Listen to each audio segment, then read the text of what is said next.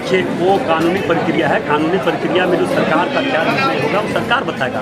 हमारा व्यक्तिगत निर्णय है कि समाज का कल्याण करना, समाज को आगे बढ़ाना, समाज के हर दुख सुख में खड़ा होना, समाज के जो भी जन समस्या आना उस समस्या को समाधान करना, ये मेरा करना है। 1932 के खतियान के समर्थन में है या विरोध में? उसका जवाब सरकार देगा। सरकार उसका जवाब समर्थन में है या विरोध में? सरकार उसका जवाब देगा। सरकार उसका जवाब देगा।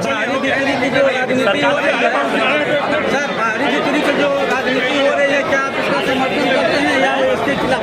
बाहरी बिक्री का भी सामाजिक तत्व पर बात मत कीजिए। जो बाहरी बिक्री करता है वो सामाजिक तत्व है।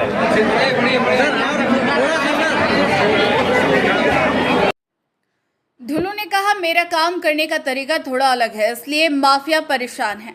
बता दें, सिंदरी विधानसभा क्षेत्र में भारतीय जनता पार्टी के धनबाद लोकसभा प्रत्याशी ढुल्लू महतो का अभिनंदन समारोह हुआ, जिसमें सर्वप्रथम उन्होंने सिंदरी स्थित गुरुद्वारा में मत्था टेका। गुरुद्वारा परिसर में आयोजित सभा को संबोधित किया।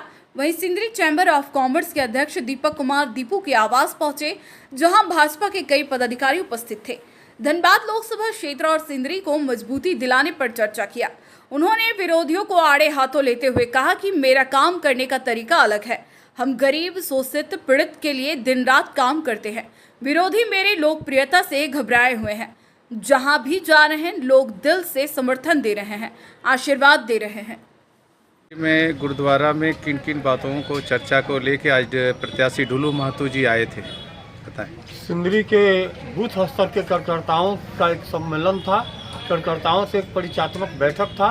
उसमें ढुल्लू महतो जी हमारे लोकप्रिय प्रत्याशी आए और सभी कार्यकर्ताओं से मिले और उन्होंने अपनी भावना को कार्यकर्ताओं के सामने रखा और उन्होंने कार्यकर्ताओं को एक मूल मंत्र दिया कि जो उनको लोग विपक्ष के नेताओं के द्वारा जो प्रचारित किया जा रहा है गुंडा छवि का, तो उन्होंने बताया कि किस किस केस में और किन किन आरोप में उनके ऊपर केस चल रहे हैं और सारे के सारे गरीबों के लिए, कार्यकर्ताओं के लिए, मजदूरों के लिए की हक की लड़ाई के लिए वो लड़े हैं और उसी लड़ाई का ये केस है।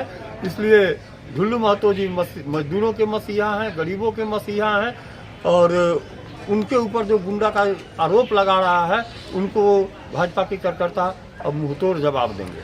सिंदरी के जनताओं के बारे में क्या उन्होंने कुछ कहा? सिंदरी के लिए उन्होंने कहा कि सिंदरी में जो आवास की समस्या है, जो आवास नीति आई है, इसको हटा करके और जब वो सांसद बनेंगे तो पहला उनकी प्राथमिकता होगा कि सिंदरी में आवास का जल्द से जल्द समाधान करें। और उन्होंने स्पष्ट कहा कि किसी का घर नहीं छीन सकता है कोई ढुल्लू महतो के रहते हुए। ढुल्लू महतो जो सांसद बनते हैं तो जो कि 100% बनना ही है, तो किसी का आवास नहीं छीना जा सकता है। जब मोदी जी करोड़ों लोगों को आवास दे रहे हैं, उस दरम्यान कोई उनके सरकार रहते हुए आवास छीने, ये ढुल्लू महतो कभी बर्दाश्त नहीं करेंगे।